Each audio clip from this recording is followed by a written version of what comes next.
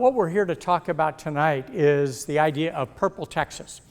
And that's a phrase that you hear that suggests that although Texas is deep red today, it is overwhelmingly Republican. All the statewide elected officials in Texas are Republicans and have been for a dozen years and will likely be for the next block of years. So I'm stepping on one of my late lines, but we'll talk some about Wendy Davis running against Greg Abbott. But Texas is deep red at this point. But there are demographics changes taking place in the state that has seen the Anglo population fall from over 70% in 1970 to about 46% today to about 32% in 2040. And at the same time, the Hispanic population has come up from under 20% in 1970 to 38% today to 52 or 53% in 2040.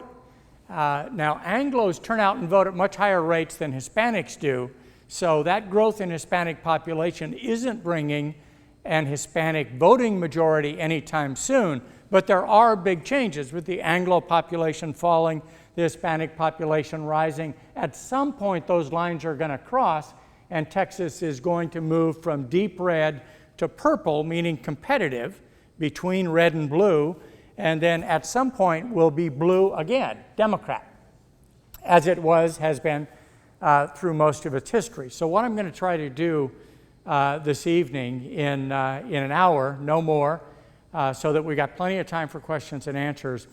And because this is the Austin chapter and its political science, history, and philosophy is the sort of core social scientific disciplines, I'm going to do some history, and then we're going to get to contemporary politics, and then we're going to project into the future a little bit about how things are likely to develop. So again, it is a great pleasure to be here. Roy is not a longtime good friend, but is a good friend, and so when he invited me, I was thrilled to come, and I want to thank you again for turning out. People often note that Texas is overwhelmingly Republican at this point, but for the previous 100 years was overwhelmingly Democrat. And what that is usually meant to suggest is that it was Democrat for a very long time, now it's Republican, but it can change again. Political change isn't that easy. Political change is driven by demographic and other kinds of social changes. So you got to sort of unpack what those drivers are that would move Texas in a Democratic direction if that's going to happen. So I want to do some of that, but again, I want to start with some history going all the way back into early Texas to describe in what sense Texas was a democratic state and how long it was democratic. And the answer is that Texas was democratic before it was a state. Texas gained its independence in 1836, came into the Union in 1845, but the principal political figure of the Texas Revolutionary and Republic period and early period as a state was Sam Houston. Sam Houston was a very close political associate of Andrew Jackson. Andrew Jackson was out of Tennessee, as was Sam Adams and James K. Polk, who's the president when Texas is admitted to the Union. So Andrew Jackson was a Democrat president. You hear Jeffersonian democracy and then Jacksonian democracy. Andrew Jackson was elected president in 1828 and 1832 as a Democrat. And Sam Houston was in that Jackson machine and was governor of Tennessee in the middle 1820s before he burned up a marriage and fled Tennessee to live with the Indians for a couple of years before moving on to Texas, where he had a military history that the Revolution took advantage of by making him commander-in-chief of the Texas Revolutionary Army. And so Andrew Jackson is the Democrat. Sam Houston is a close associate of Andrew Jackson and of James K. Polk. There are only 2 years difference in age. They came up in the Jackson machine together. Polk went to Congress for a long time where he was Speaker. Andrew Jackson became governor early and then ended up in Texas where he was the first president of the state. So that is just to say that Texas was affiliated with the Democratic Party even before it became independent and throughout its period as an independent republic and its early statehood years, 1845 to secession. Texas was part of the South. The Democratic Party was the party of the South. Texas had a very substantial slave population, and so when secession came, Texas had a brief debate and then voted overwhelmingly to secede and go with the Confederacy. That experience of defeat in the Civil War and military occupation during Reconstruction by defeat by the North. The Republican Party is the party of the North, so the military occupation and Republican governance of Texas from late 1865-66 into the early 1870s was an extraordinarily traumatic period for Texas, in which Anglo-Texans were pushed to the side politically, and they said the bottom rail is coming on top. The bottom rail, the former slaves, coming to the political level of Texas governance. So Anglo-Texans were traumatized by defeat in the Civil War and military occupation during Reconstruction, which gave them a Republican governor, E.J. Davis, and a visceral, gut-level hate of the Republican Party, made them even more committed to the Democratic Party than they had been in their early history. And so Texas was one-party Democrat again from about 1876, when Anglos came back into control of Texas state government, all the way into, and this is where we'll spend most of our time, the late 1830s through the 1980s is a period of transition when the Democratic Party slowly breaks up and the Republican Party rises slowly to its current ascendancy. So we'll try to spend a good bit of time on how the Democratic Party of Texas lost its historic one-party control of state politics that had been in place from 1835 all the way through, once it was restored in the mid-1870s, through the 1930s. The 1930s in this country was the decade of the Great Depression. Stock market crash in October 1929. Over 2 days, the market loses 25% of its value and keeps going down, loses 90% of its value over the course of 2 years between late 1929 and 1932, and the economy shrinks by 40%. Unemployment goes to 25%, an absolutely horrific economic set of circumstances that hit the industrial North a little harder than it hit the agricultural South because agriculture and extractive industries, meaning cattle and oil and those sorts of things, held up a little bit better than the industrial economy of the North, but it was very, very difficult throughout the country.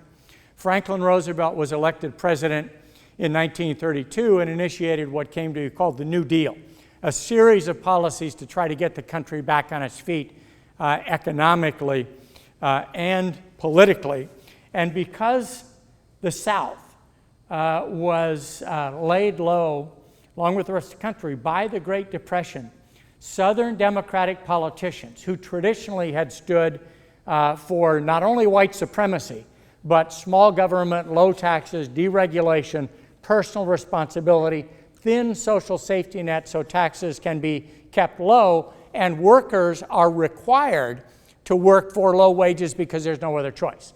So Southern Democrats had been small government Democrats. Franklin Roosevelt comes in as a Democratic president and initiates big government policies to put people back to work. Eventually, by 35, Social Security. Later, Johnson will do Medicare.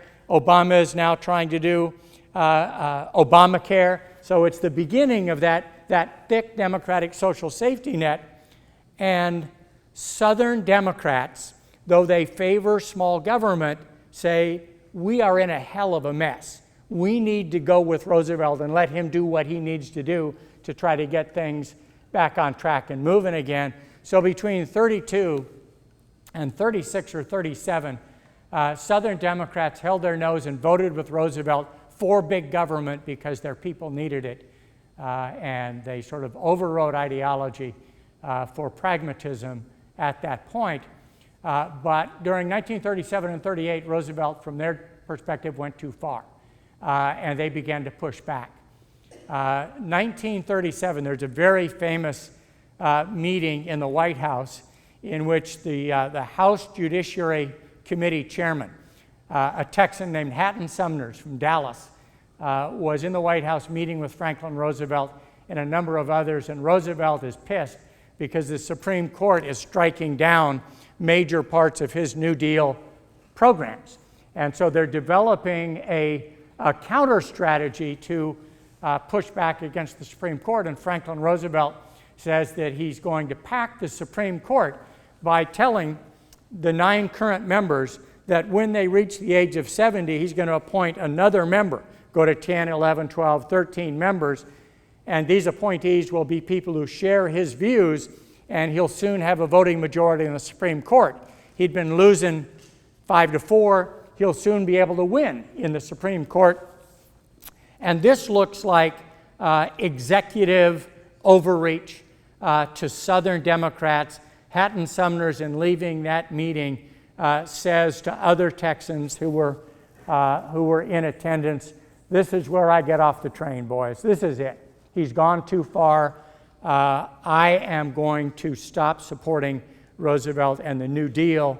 And Roosevelt's response to Hatton Sumners and other Southern Democrats who began to oppose him was to campaign against him in their home states.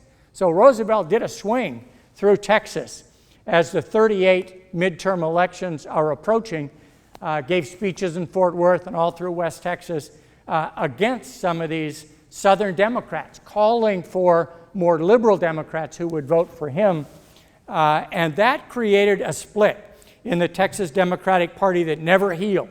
So the beginning of the split that ultimately breaks up the Texas Democratic Party begins in 1937-38 as a Southern Democrat reaction to Roosevelt's big government policies.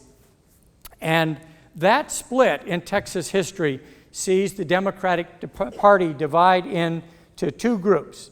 The Democrats of Texas are the Roosevelt-leaning, LBJ, more liberal wing of the party, and the Texas regulars are the conservative wing of the party. Hatton Sumners is in there, but even more importantly, a man named John Nance Garner. John Nance Garner, if you remember your Texas history, was a congressman from Uvalde, Texas, south of here. He became Speaker of the House, and then he became Roosevelt's vice president in 32 and 36. So John Nance Cactus Jack Garner is Roosevelt's vice president. And by the second Roosevelt term, Garner is with Hatton Sumners. The old man's gone too far. And so as vice president, he's presiding over the Senate. Roosevelt's bills will come up, and Hatton Sumners will go, Cactus Jack Garner will go, he'll hold his nose, or he'll, no, I don't like it. And Roosevelt was still able to pass some of those bills, but Cactus Jack was off the reservation. And Garner stood against Roosevelt in the election of 1940 for the presidency. Roosevelt was running for a 3rd term. Southern Democrats took that as more evidence of executive overreach. No president ever run for a 3rd term. And Roosevelt won, defeating Garner easily. But the Texas delegation divided, some sticking with FDR, but some going with Garner. and Hatton, Sumner's, and some of the committee chairs went with Garner, as did Coke Stevenson, who was then probably Speaker in the Texas House, would be governor during the World War II years. Stevenson, Alan Shivers, who would be governor in the 1950s, went with Garner over Roosevelt. LBJ, as a young congressman at that point, was very close to FDR and stuck with him. Sam Rayburn was beside himself. He didn't know exactly which way to go because he was very close to Garner. Garner had brought him up through the House structure, but Roosevelt was the president. He was close to Johnson as a mentor, and so Rayburn was in a difficult position. But you can see what's happening to the Texas Democratic Party. There is the Texas Regulars, which are the conservatives, anti-Roosevelt, and the Democrats of Texas, which are the liberals that stick with the national administration, and LBJ is the leader there. The 50s are absolutely fascinating in Texas politics. By 1950, Alan Shivers has become the Democratic governor of Texas upon the death of Buford Jester. Buford Jester, stick with me, I may need you again.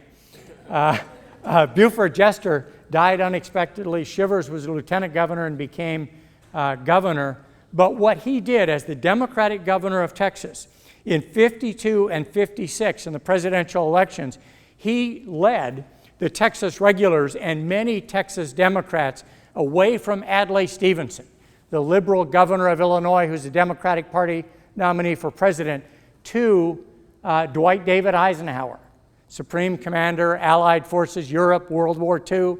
He is the Republican nominee, and Shivers takes the Texas Democratic Party to Eisenhower, and Texas votes Republican in those two presidential elections for the first time in a very long time. So by the 50s, the Texas Democratic Party is effectively broken, with its conservative wing voting Republican for president, and they'll continue to do that, except when Kennedy and Johnson run and when Lyndon runs himself. But the party is very badly divided. The election of 1960 is a famous election in Texas history because Lyndon Johnson contests for the 1960 Democratic nomination against John Kennedy. Kennedy beats him relatively easily, but Kennedy is a Massachusetts Democrat. That meant then what that means now.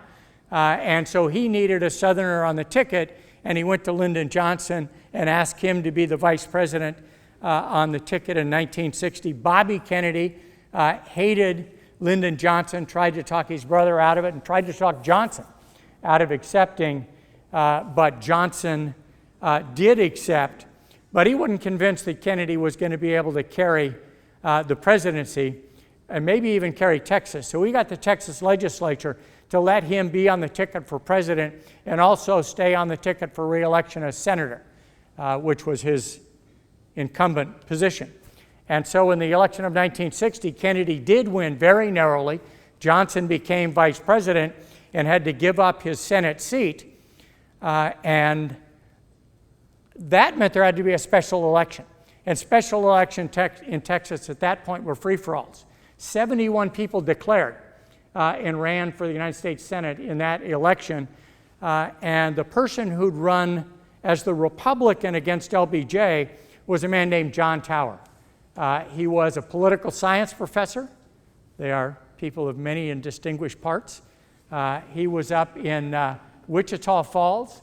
He got 40% of the vote against LBJ, but when Johnson had to resign, he ran in that open special election. He was effectively the only Republican of note, and there were dozens of Democrats, including Henry B. Gonzalez and Jim Wright of Fort Worth. Jim Wright later became Speaker of the House. So, and a man named William Blackley, who was an airline executive, very, very wealthy. The governor appointed him interim senator until the election could take place. And so Tower ran first, Blackley ran second, and Jim Wright ran third, 3 or 4 points behind Blackley. The Liberal Democrats hated Blackley, and so they decided to teach the governor and Blackley a lesson by staying home or even voting for John Tower, not expecting that he would win. And in the runoff, John Tower, a Republican, beat William Blackley narrowly for a Senate seat from Texas. He's the first Republican to win statewide since E.J. Davis back in the 1870s. So it's a very big deal, but it's sort of a one-off thing. It's a lightning strike kind of, this doesn't mean anything long-term, nothing to worry about. Texas is a one-party Democratic state. And that was true for most of the 1960s and 1970s. The Republican Party in the 1960s would have 2 or 3 seats in the U.S. House delegation. They'd have high single digits, low double digits in the Texas House. They'd have a couple Texas senators. Usually those people would be out of the River Oaks area of Houston or Highland Park area of Dallas. San Antonio elected a Republican congressman off and on in the early decades of the 20th century, but it was very unusual. But there was a very slow building of Republican turnout, very slow. But in 1965, Kennedy is shot, Johnson becomes president, re-elected overwhelmingly in 1964, and then does the Voting Rights Act of 1964, Voting Rights Act of 1960, Civil Rights Act of 64 and 65, and the Voting Rights Act of 1965, and is reported to have said to his young aide, Bill Moyer, after the Voting Rights Act passed in Congress, which put the federal government's authority behind the rights of blacks to register and vote in Southern elections. Johnson said to Bill Moyers, "We've lost the South for a generation." Figuring the Anglo-South is going to be so upset about the Voting Rights Act that they will move away from the Democratic Party toward the Republican Party. He was right, but he was wrong in the sense that it's not just a generation. Now it's 2 or 3 generations that the Anglo-South has moved toward the Republican Party. And that 1965 Johnson presidency sped up the movement in the direction of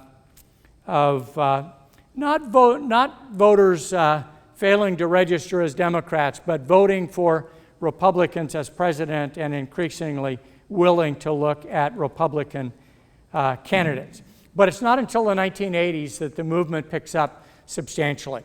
In 1983, a Texas congressman named Phil Gramm, who had been an economics professor at A&M, elected to the House. He was probably in his 3rd term or so in the House, maybe his 4th term. 1980, Ronald Reagan is president from 80 to 88. He's a very attractive Republican president to Southern whites in particular. And Phil Gramm, Democratic congressman from the College Station area, is working with the Republican White House on budgetary and fiscal matters, and Democrats become concerned that he's giving away their strategy and their tactics in the legislative fights to the Republicans in the White House.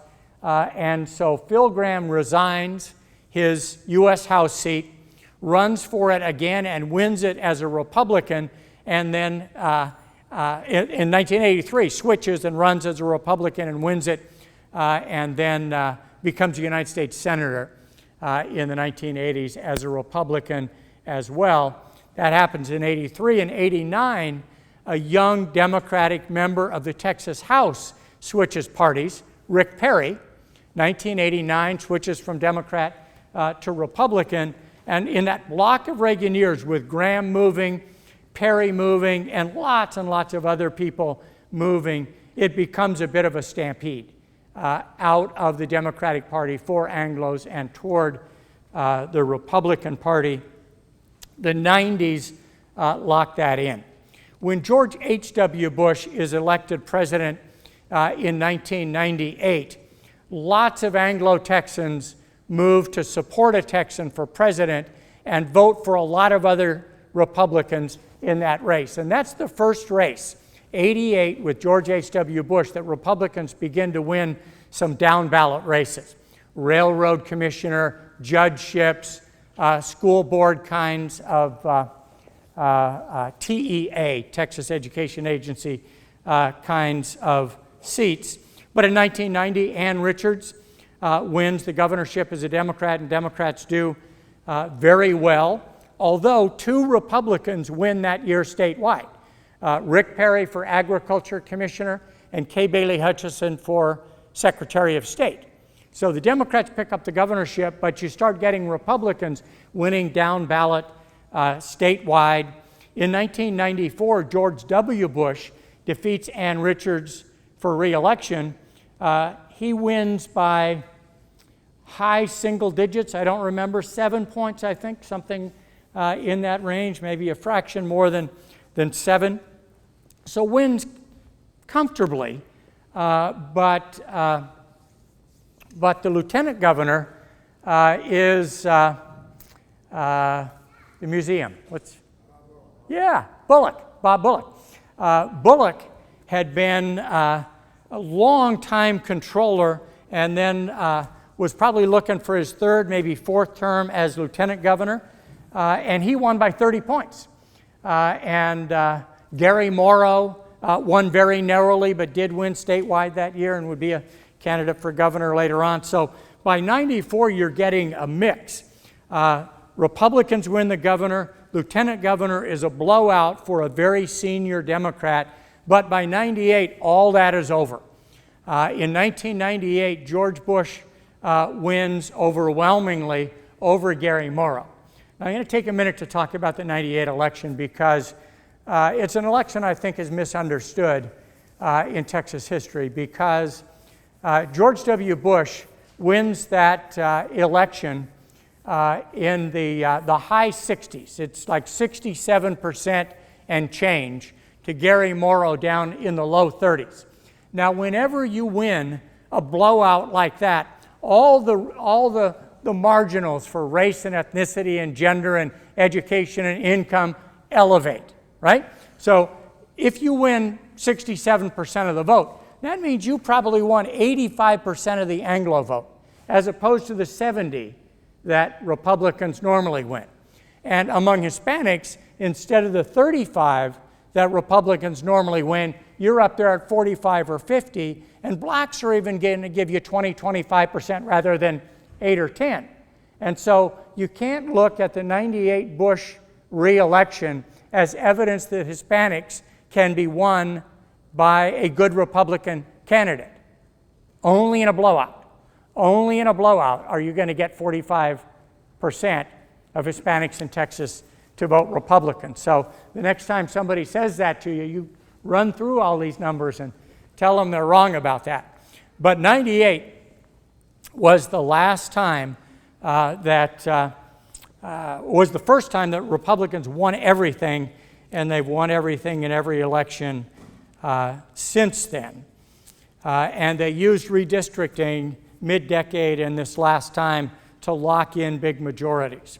So the current Republican advantages are that they have incumbents in depth. They have people who have won statewide, not just once or twice, but 3 or 4 times. And if you look at the lieutenant governor's race, where you have David Dewhurst running for a 4th term, he won first time in 2002, against 3 other credible candidates, 2 of whom have won statewide more than once. Patterson and who's the agriculture? Staples, there we go. And that great radio talk show host, Senator Dan Patrick from Houston. So the Republicans have a very deep bench of experienced candidates, most of whom won statewide several times, meaning their fundraising is all set up, their volunteer structure is all set up, all of that stuff is in place. Big, big advantage. Established fundraising is part of that. And the Republican Party, as I'll talk about, represents established wealth in the state. So when a Democrat begins to look competitive, there are tens of millions of Texas conservative dollars that go out of the state to play in other races around the country because Texas is safe. When we get to near purple, all that money's coming home in an avalanche. And that might be enough to hold an election cycle or two. So Republicans have very significant advantages. The current disadvantages of the Democratic Party are legion. Losing, like winning, is a habit. And the Democrats have lost statewide in Texas. Last time they won was 94, lost everything since 98, and have lost the races in which they have a credible candidate by 12 to 16 points. And where they don't have a credible candidate, they lose 30 or 35 points. So, I mean, I'm not just saying that there are some races where the Democrat loses by 12 to 16. I'm saying that you can find a couple of races.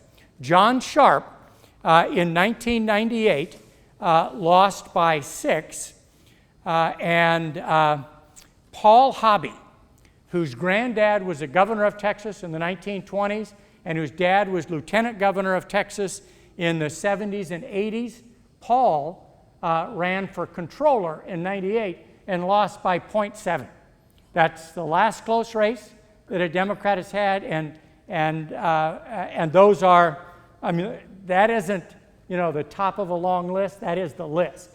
All the other races are 12 to 16 points, and when there's not a credible candidate, it goes to 30 or 35 points. So that's a problem, because it means you don't have that bench that the Republicans have, and you have shell-shock fundraisers, right? The people, trial lawyers, but other wealthy Texans who lean toward the Democrats have been putting money in each time. I always describe Democrats as having very short arms, really good for clapping, but not long enough to reach their wallets, you know, because they know what is the point. And so Wendy Davis may change that some, and we're going to get to her in just a minute, but I want to talk about some of these structural difficulties that the Democrats have in fundraising. In 2002, the Democrats went and found a guy named Tony Sanchez, Hispanic, obviously a banker, hundreds of millions of dollars in personal wealth, and he spent $70 million against Rick Perry's $30 million, and he lost by 18 points, which tells you that money is good, but it isn't everything. He was a terrible candidate. Some of you will remember, but it's not just money, but money does help. Chris Bell raised $6.5 million in 2006, former one-term congressman. He ran against Perry, and that's the race in which Carol Strayhorn, Carol Rylander ran as an independent, and Kiki Friedman ran, so it was a 4-candidate race. Strayhorn, as an independent, raised twice what Chris Bell raised as a Democrat. 2010 was interesting because Bill White was a 3-term, very successful mayor of Houston, personally wealthy, raised $25 million against $40 million for Perry, and lost by 12.7 points. He was what people in the Connolly-Johnson era called the business-friendly Democrat. He wasn't a scary guy, so the business community in Houston stuck with him, supported him, but he still lost big. All the Senate races, same thing, weak fundraising, losing by a dozen or more. And there's another thing out of your Center for Public Policy and Political Studies. Austin Community College has a Center for Public Policy and Political Studies that did a report just in this last week about straight ticket voting in Texas. And straight ticket voting in Texas is an easy way for a highly partisan voter to proceed. If you know that you are a Republican and that you've always voted Republican, Or if you know you're a Democrat and have always voted Democrat, then go in, by all means, pull that top lever and leave. 50% of Texans voted a straight ticket back a decade or so ago. The center says now that that number is up to 63%. So almost 2/3 of Texans go into the voting booth, no need to close the curtain, you're not going to be there long, and you pull that top lever for the Democrats or the Republicans. And the difference is, I've strayed out of my zone, so I'm going to drift back over here. The difference is that the Republican straight ticket vote is something like 34, 35. Democrats are 26, 27. So there's a structural 6-point difference there. Almost 2/3 of the votes could be cast today, right? Could be cast today because people know what they're going to do if they're traditionally highly partisan. Now, it's possible Wendy Davis comes in and sweeps, say, suburban housewives who usually vote Republican and they move over. But if you've got 63% of the vote as a straight ticket, that means all you're really campaigning toward is that middle 37%. So that's a structural difficulty because voting is a habit. It's not quite like smoking, but it's a habit. People vote traditionally or they don't vote. And once you get into the habit of voting Republican, that doesn't break all that easily. I had some absolutely fascinating stuff here on Rick Perry and Ted Cruz, and I got to talk about Ted Cruz for just a minute, but I want to get to the purple Texas point. How long is it going to take for Democrats to become competitive?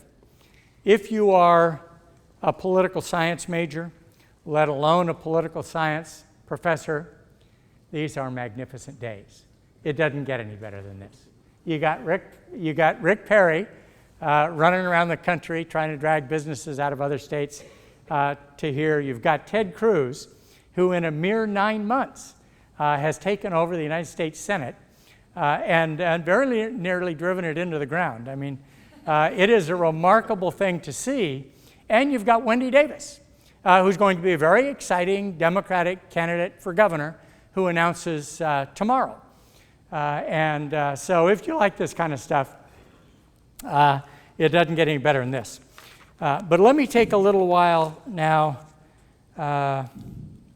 So I think there are significant embedded institutional advantages for Republican candidates statewide and a sort of reciprocal set of institutional disadvantages to Democratic candidates. But Abbott is a different kind of candidate than Rick Perry. I think that Abbott is much smarter in terms of just sort of raw candle power than Rick Perry, but he's not a natural in the way that Rick Perry is.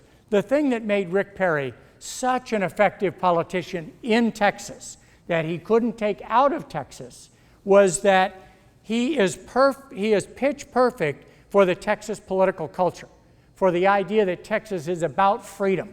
And part of freedom is you don't want a nanny state taking care of you. So small government, low taxes, deregulation, personal responsibility, and an unquestioning love for the great state of Texas. So Rick Perry was wonderful at looking physically pained if anyone criticized Texas in any way, as if this just almost brought him to tears that they can't see the magnificence of Texas. And there is a pride in Texas about the state, even among people who recognize that the state has strengths and weaknesses. There is a pride in Texas that is quite distinctive. And Perry played off of that magnificently to win a whole series of elections, sometimes much more comfortably than you might have thought. And you think about that challenge that Kay Bailey Hutchison put up against him. Abbott is very smart. He won't make mistakes in this election, and he'll think his way through the issues and how to use them. And he'll have a very experienced campaign team.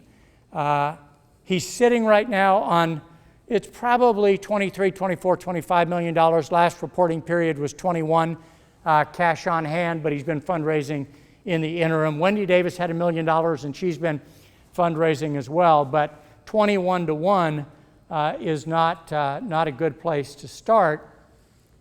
And you saw that the Lyceum issued a poll just yesterday that had Abbott 29, Davis 21, with 50% undecided. So you can say, well, she's within 8, and 50% of the vote is still undecided, so that could break heavily in her direction, and so she could be very competitive. Could be, but that same study that your center did on straight ticket voting said that 2/3 of the swing vote, the not straight ticket vote in 2012, broke to Romney and Cruz. And so part of that is that institutional advantages that I've been talking about. Part of that is the money.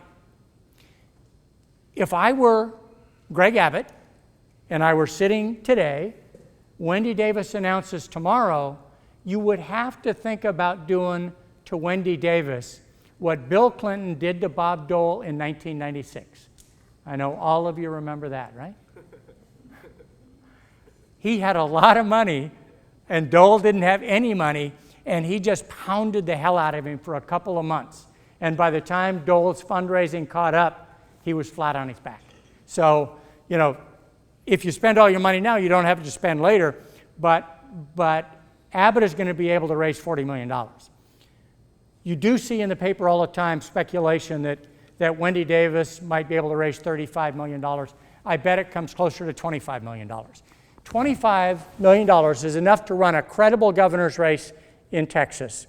You wouldn't have a lot of extra money, but what you need is you need to have enough where you can go from the end of the summer to Election Day with a minimum of 1 million, hopefully 2 million a week for television around the state, so you can close strong. Abbott will have that. Davis might have to husband her resources in order to have that. So Abbott could probably pound early, drive up some negatives, establish some storylines about personal character, about some business dealings that I think you'll hear some about over the next couple of months. But you know, 29-21 with 50% undecided is an opening, but sort of narrow. Now, how are the demographic changes that are taking place in Texas going to affect the partisan balance in the state over the next decade or two? And if it's true that the partisan balance in Texas today, and I'll make one point just before that, you see polls a lot of the time by public policy polling, and even this Lyceum poll yesterday, that show Democrats and Republicans in Texas almost even, to within a percentage point or two at 35 to 37. And you say, well, that must bode well for the Democrats. But that when you put screens on for voter registration and likely turnout, those numbers shift around, because Democratic voters are less likely to be registered and less likely to turn out than are Anglo voters who tilt Republican. So sometimes you'll see party ID looking pretty close, but that doesn't mean that voter registration and turnout reflect party ID. So the most important, these are really two sets of numbers. The two most important sets of numbers in Texas politics today are the following. Anglos are 46% of the Texas population as of the 2010 census. They're 56% of citizen voting age population, but they cast 66% of votes in statewide elections in Texas. So Anglos are 48%, but cast 66% of votes in statewide elections in Texas. Now, a little simple math deal. It is 66% of votes that they cast, but just make it 70 to make the math easy enough. I've said a couple of times that Anglos vote 70% Republican, 0.7 times 0.7 is 0.49, 49% of the vote. So the Anglo vote in Texas gets you to 49% as the land lays today. If Anglos cast 66% of votes in statewide elections and they vote 70% Republican, it's not actually 49, it'd be like 47 because we're down to 66, right? So all that means is that you've got to find another 4%. And if Hispanics are 38% of the population and 26% of citizen voting age population, they cast 20% of votes in statewide elections, right? So Republicans get a third of 20%, which is 7, right? So you've got that 47 plus 7, you're at 54. Blacks cast 12% of votes, and a lucky Republican will get 8, which would be 1/12. That'd be 1 point. So there you're at 55-45. That's the way those elections get to 56-44-5, that 12-point difference. And so if today Anglos still, despite being 46% of the population, cast 66% of votes in statewide elections, all those numbers are going to come down over the next decade or two because the Anglo population is 46% today, but the Texas State Data Center projects that by 2040, it'll be 32%, right? So from 48 to 32, that 16% is going to shift down in population, voting age population, and not as much in votes cast, but by 2040, the Anglo population is going to be too small. Say it's still 70% Republican vote, but 30% of votes cast, or give them a break, 40% of votes cast. 0.7 times 0.4, 0.28. You got a hell of a long ways to go to 50%, right? So over that period of time, the Anglo vote is going to become insufficient to carry the Republican Party to electoral victory in Texas. But more important than that is that the Anglo vote underperforms quite dramatically, right? And is not increasing. You can go back a decade and a little bit more than that and find that 20% of votes cast in statewide elections being flat, right? So between 2000 and 2010, the Hispanic population in Texas went from 30% to 38%. Big, rapid increase. But the votes cast did not move off 20%. So that doesn't mean that it won't rise from 20% over the next decade, but it does mean that from the Democratic Party's perspective, if the party sits back and waits for demographic change to increase the proportion of Hispanics in Texas and hope that God moves them to register and then turn out and vote on election day, they deserve to lose elections for decade after decade. Something systematic has to be done by the Democratic Party of Texas to move those numbers. And you tell me if you see it. There was a little sort of experiment in a 28 square block area in Austin here a couple of years ago to work on turnout in Hispanic neighborhoods, and it showed a very good effect. But to do that statewide is very difficult. And so I think that the Democratic Party of Texas needs to focus on the fact that a great number of Hispanics are very eager to get a green card so that they can work legally and safely and feel free in Texas, but are much less interested in American citizenship, right? And if you're not an American citizen, you can't vote. So of the 1.7 million, not sure that number is just Texas, but of the persons who were legalized in 1986, only 33% of them have become American citizens in Texas. So in 1986, Reagan did a big naturalization, right? Large number of people. And all those people got green cards.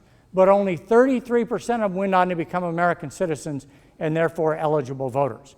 So 30% of Hispanics in Texas are not eligible to vote in elections because there's a certain number of people who are without papers, but there's a group twice that size that are green card holders who could naturalize if they wanted to, but don't take the trouble and the initiative to do it. So the Republican Party's got to work on naturalization before it can sensibly work on voter registration, let alone turnout. If you just do turnout in the month before the election, and you know you've got all these systematic flaws in the base of your electorate, I mean, it's not that you don't do voter registration and turnout while you're doing naturalization, but if you're not thinking about naturalization as well as systematic voter registration and turnout, then it's going to be a very long time. If the Democratic Party does okay, not even great, in trying to help develop its base electorate, we should have competitive politics in Texas by 2024. That's the way the numbers work out, right? Unless something dramatic happens, unless people behave differently than all of my political science colleagues sitting around here know that they do. If people just get up in the coming election and say, you know, I'm tired of all those damn Republicans and I like Wendy Davis, I'm going to give up my voting history and I'm going to go over here and vote for Wendy Davis, and to hell if there's a little bit more taxation, I'm not worried about it. It's not the way it works. So, you know, if you've got an underdeveloped voting population as the base that you're depending upon, you've got to work that very, very hard. So my sense is that Davis runs better than, say, even White did last time around, or than that 12 to 16 point margin by which Democrats have lost for the last decade. I think she loses by 8 or 9. She runs a good race. She raises $25 million, and she does a lot of good for the Democratic Party. Maybe she energizes a bunch of people, but I think she loses by 8 or 9. And then the question is whether or not the bench steps up in future elections, 2 years, 4 years, 6 years, 8 years from now. And the bench is sitting in the mayor's office down in San Antonio. Pete Gallego, the new congressman from the Valley, is an attractive, interesting guy. There are 2 Castro brothers, as you know. It's hard to come back. If you get beat, say you're Wendy Davis and you get beat by 15, that's very difficult to come back from. If you get beat in single digits, if you make it inside my sort of 8 or 9 point guess, then you are healthy enough that you could try it again if you chose to.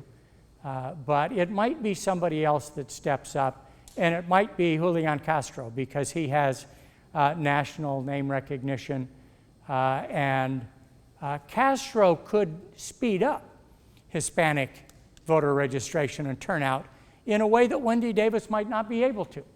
I mean, it's a reasonable question to think about whether Hispanic voters, Hispanics in Texas have a per capita personal income that is 42% of Anglo per capita personal income, which means they are hard-pressed. They're working hard, long hours, maybe more than one job, maybe several people in the family. And so you look up from all that trying to put bread on the table, and there's this gringo blonde who's promising great things, and you say, well, I'm not sure that this is all that exciting. But maybe you get Castro down the road, and it sounds different. So, you know, I wish I could tell you here in Austin that I think Wendy Davis has a real good chance of being the next governor of Texas, but they would pull my political science secret decoder ring, and I can't have that happen. So I think she loses, but it's going to be a hell of a race, and Ted Cruz is going to be a gift that keeps on giving. Thank you very much. I appreciate it very much. The question is, if Ted Cruz is going to be the gift that keeps on giving, what effect is he going to have, and what effect will the Tea Party have on politics in Texas and around the country? So, Tea Party effect. You know, I'm probably not the best guy to ask that question because when the Tea Party sort of stormed onto the scene in 2009 and 10, as Roy said, I get calls from the media hundreds of times each year, and so, I say all kinds of stuff, and a good 36% of it is close. The rest of it is not all that close, and this is one of those not all that close kind of things, because I thought it would burn out. I thought, there was this big surge, reaction to Obamacare. As the economy recovered, people went back to work, got more comfortable, that this enthusiasm would die down. And I talked about a number of other social movements over the course of American history that had lasted an election cycle, maybe two, but very few last a decade or so, and I didn't think that this one would. But this has more legs than I thought it would, and we saw that in the Cruz election. I tell you, one man who was very worried about this is John Cornyn. He does not yet have a Tea Party challenger in the Republican primary for his Senate re-election campaign, but I can tell you he is worried about it. If he's not, he should be. So I think it's going to last for a while, and what it has done in Texas is put the Tea Party component of the Republican primary vote in the saddle. It has pushed the party further to the right. It did that nationally as well, to the detriment of Mitt Romney. And there's all those stories, about the Senate candidates that talked themselves out of pretty good election chances on the Republican side. So I think it is harmful to the Republican Party here in Texas and nationally by driving it too far to the right. But in Texas, there's not yet an opponent that can command its own base and move to the middle. The Democrats nationally can do that, and so I think the Democrats nationally are in quite good shape in presidential and Senate elections. Whether the Republicans can avoid the unforced errors in their Senate campaigns to take control of the Senate, I don't know. I sort of think they'll fall short. But I think the Democrats are in quite good shape nationally. They're out of the money for a while still in Texas. But they're Tea Party stronger than I ever thought that they would be. In Texas, the myth is so much more attractive than the history, that the history is given short shrift. I mean, when you think about the Alamo and on the walls fighting freedom against tyranny and the great victory at San Jacinto and our magnificent ancestors, that's a wonderful story, and it certainly outstrips, slave drivers and drunk cowboys. But history in Texas has taken just a hell of a beating. The discipline of history in Texas has been in a pitched battle since the middle of the 20th century to try to correct Texans' view of history to no good effect whatsoever. And I will tell you, my book, Lone Star Tarnished, sort of bounced off the armor of the average Texan as well as far as teaching history. But it really is all over the country as well and maybe beyond. I wish it were otherwise, because in my education I had as much history as I did political science, and you can see from this thing today. And so I was extraordinarily pleased that this group is both history and political science, but it just means that you don't realize you're going in circles. You don't know that you've been by this part of the track before. So it's a sad reality, but the fact that you are here means that you're combating that inside your own head. So once you're done here, I meant to say, once you finish here at Austin Community College, we're looking for a few good men and women up in Dallas at SMU, so give us a look when you get ready. Reapportionment and redistricting, redistricting in particular, is a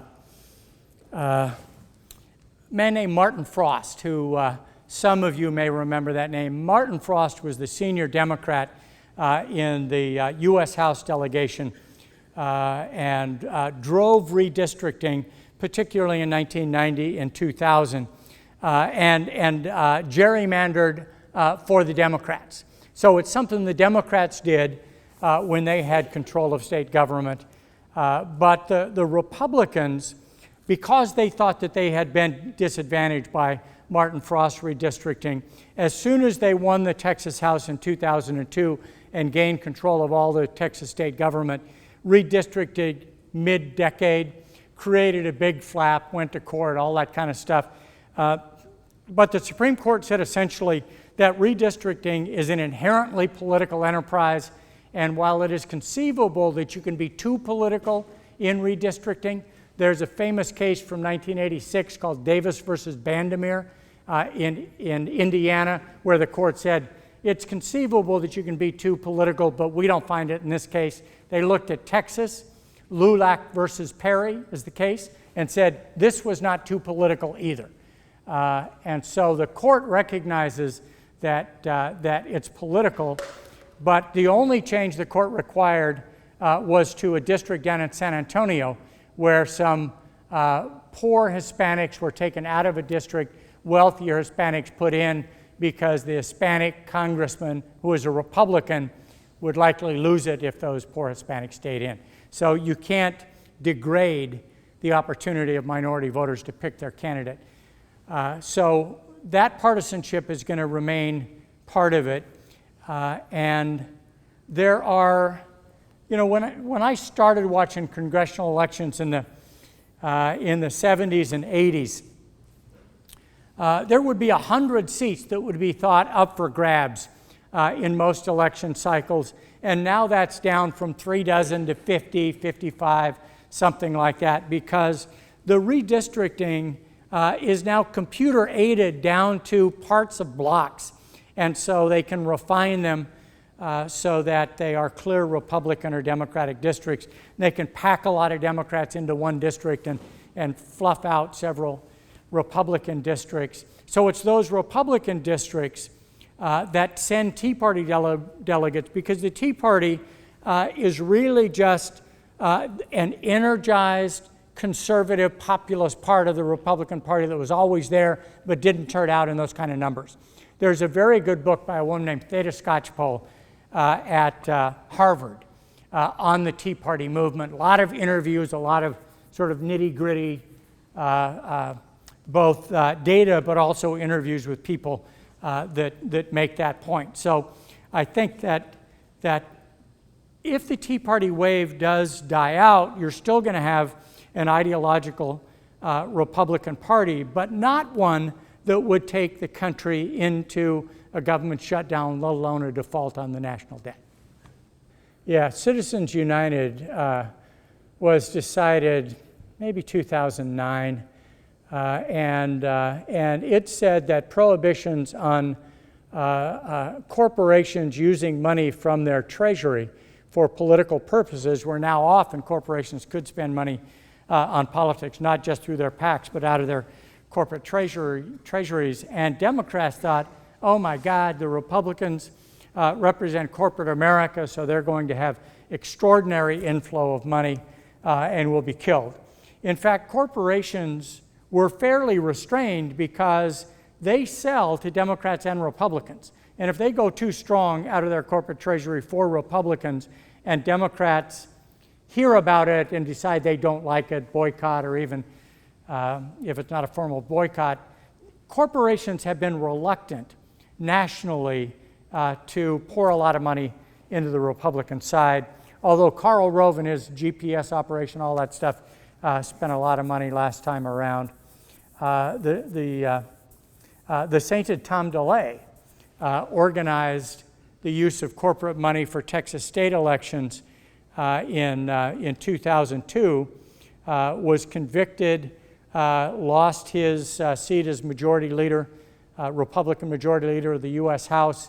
An appeals court just overturned his conviction, but he lost a very important seat over illegal use of corporate money. So there's another case that will be argued tomorrow, I think, in the United States Supreme Court, and I don't remember the name of it, but it's a case that says that the $2,600 limit on individual contributions and the $48,600 limit in your total individual contributions should be lifted. Some very wealthy guy says, look, if I can give $2,600 to 13 people, what's wrong with me giving it to the 14th person or the 15th person? The court is not expected to say, well, this is another Citizens United case. We're going to remove that limit on fundraising as well.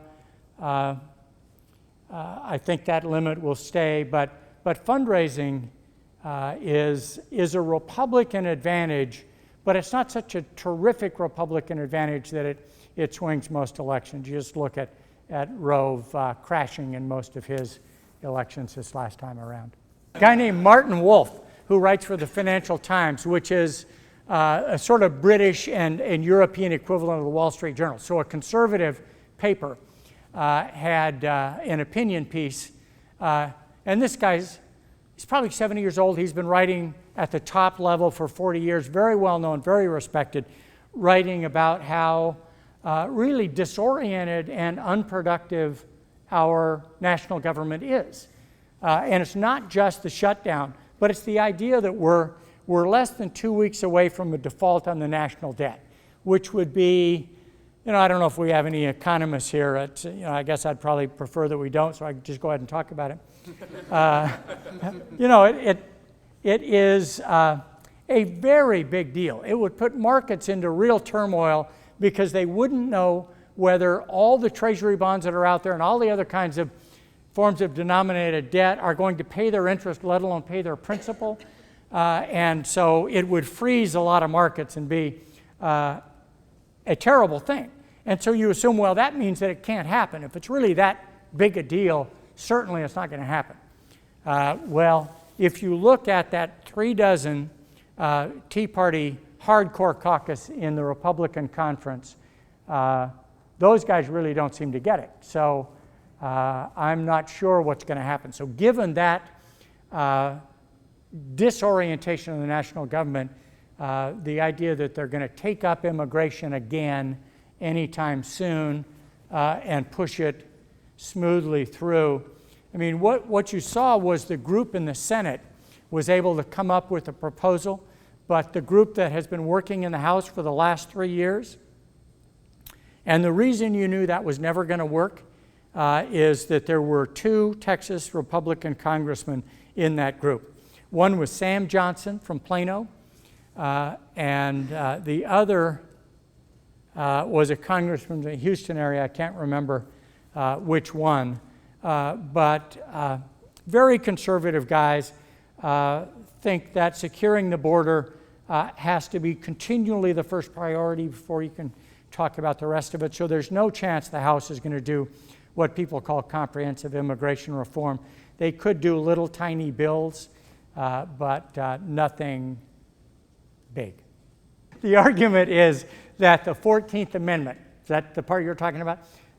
Yeah, the 14th Amendment says that all of the obligations of the United States will be honored. And some people, even including advisors in the White House, have suggested that the full faith and credit of the United States is sufficiently important that there are constitutional hooks that the president could use to override the lack of spending authority to pay the country's debts.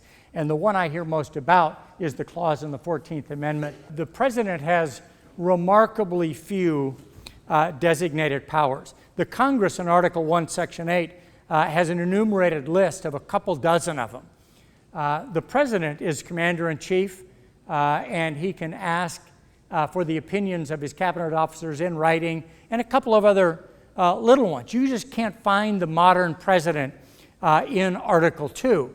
But at the bottom of Article 1, Section 8 is the necessary and proper clause, which has been used by the courts to enhance the scope of enumerated powers. In Article 2, the executive clause at the end of the president's powers is that he shall take care that the laws be faithfully executed. And so the debts that the country has incurred are pursuant to laws legitimately passed, signed by the president in effect. And so you might say that the take care clause and the clause in the 14th Amendment would allow him to address the debt issues. the president is concerned that that would create a constitutional crisis, because if you think the Tea Party caucus in the House is up in arms now, imagine if the president were to spend without congressional authorization. The whole Republican Party would come after him and would argue that it's impeachable. The Senate is controlled by the Democrats, so we wouldn't be convicted on any impeachment charges. But if you think that things are discombobulated now, which is a technical term in political science, that would blow the top off for sure. The scope of the various programs in the late Bush administration, the early Obama administration, the bailouts, TARP, all of those kind of things, followed by the Affordable Care Act or Obamacare, suggested to conservative, small party, originalists or constitutionalists that the government, which had been becoming increasingly tyrannous. If you read Rick Perry's book, and I don't necessarily recommend this, if you do read no more than a chapter at a time, the brain freezes up and it takes days to get unlocked. You know, if you sort of read it, just don't risk it. Just read it in small pieces. But he says in that book that the federal government went off track in 1913. I'll answer your question. But what happened in 1913 that Rick Perry thinks was the government starting to go off track? Well before FDR and the New Deal. The income tax and the Federal Reserve, right? Which is the nationalization of the economy from conservative perspective. So Perry says that's when the national government began to move outside its normal federalism responsibilities, took control of the economy through the Federal Reserve and the income tax. Roosevelt built on that by addicting the American public to handouts in the form of Social Security, Medicare, this is the Republican phraseology here, Social Security, Medicare, and Obama built on that. So it's the economic problems, it's the size of the government response to the Great Recession, and I think it's race. Obama himself is part of what engenders that reaction. I started teaching in 1980 at LSU in Baton Rouge, and upstate Louisiana and upstate Mississippi, the Piney Woods country over into East Texas, gave Obama something in the high teens, right? So, you know, we need to take our country back. All that kind of stuff is, I think, an aspect of that is a reaction to Obama himself, his policies, and then the turmoil of the economic crisis that we went through over those 3 or 4 years. Yeah, the Voting Rights Act was, as I mentioned in my comments, passed in 1965 for the first time by Lyndon Johnson. And it was renewed 3 or 4 times, most recently in 2006 by George W. Bush. And that renewal was stalled for a while by a debate in the House about whether it was still fair after all these years to have 8 southern states, including Texas and parts of other jurisdictions around the country, subject to a pre-clearance process where any change they made in their voting rules had to be sent to the U.S. Justice Department to be pre-cleared for racial impact, unfair racial impact, before they could be put into effect. And the 2 delegations in the U.S. House that were most forceful in opposing renewal were South Carolina and Texas. And so the South has long had the sense that maybe in 1965, as we were just coming out of segregation, it made sense, but we're well past segregation. Whites and blacks voted equal levels in Texas and in much of the South, and so it's no longer fair to subject the South to pre-clearance when there's prejudice in other parts of the country, and if you're going to do it to the South, do it to everybody else. And the Supreme Court, with John Roberts as Chief Justice and a 5-4 conservative majority declared that the pre-clearance provision of the Voting Rights Act.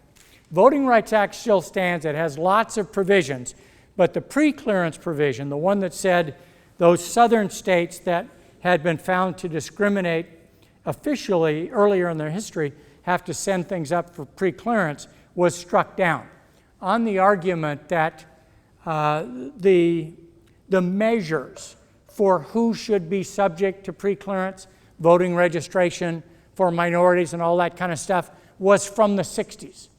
All right? And so what the Supreme Court said is the logic of using measures to see whether people are discriminating today and should be subject to scrutiny need to be updated so that they're modern and recent.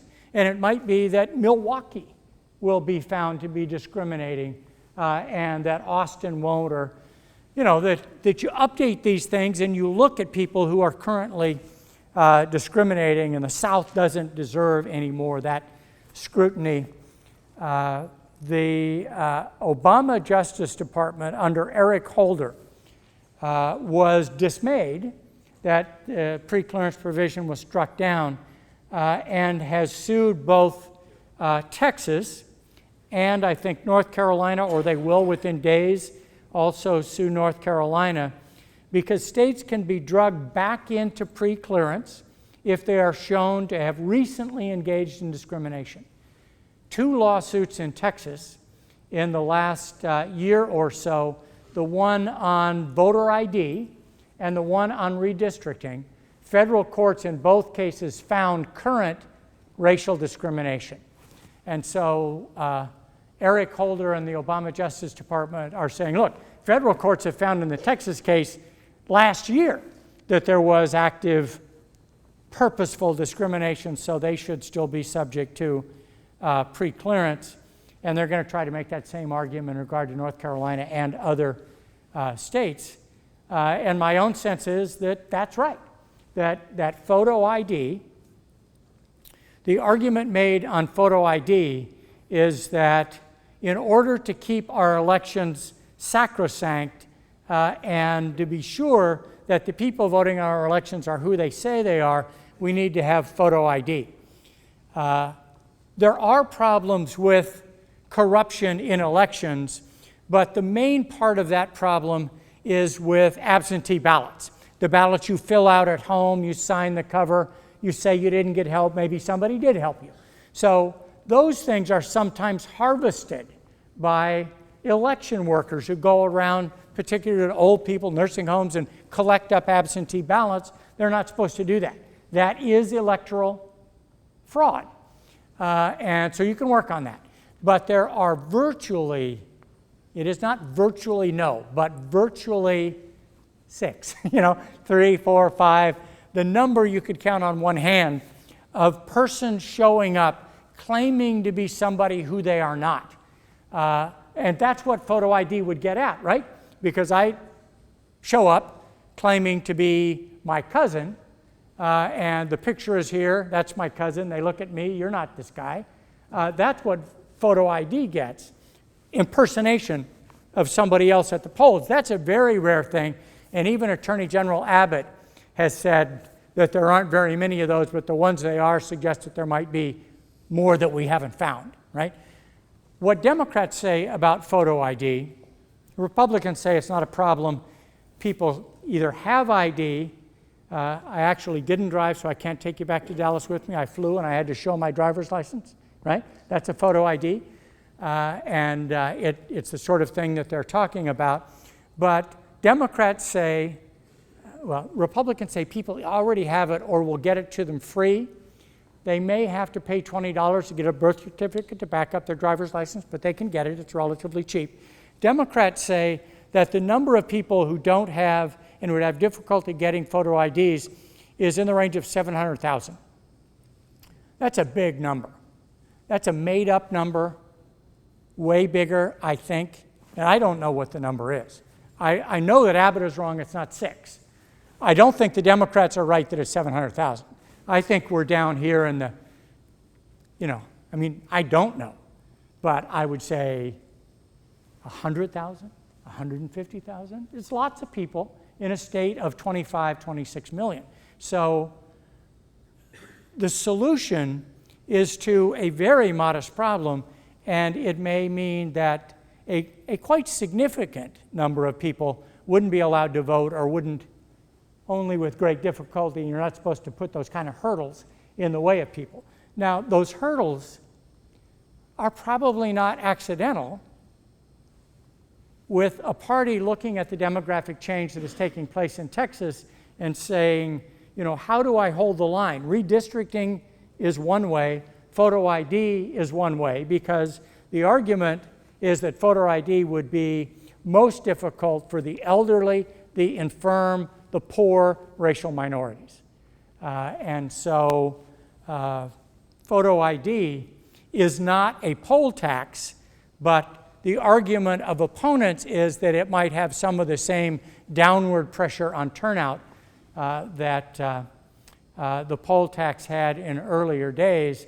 And we cannot stand downward pressure on turnout because Texas is 10 points lower than the national average and is always between 44 and 49 in the nation.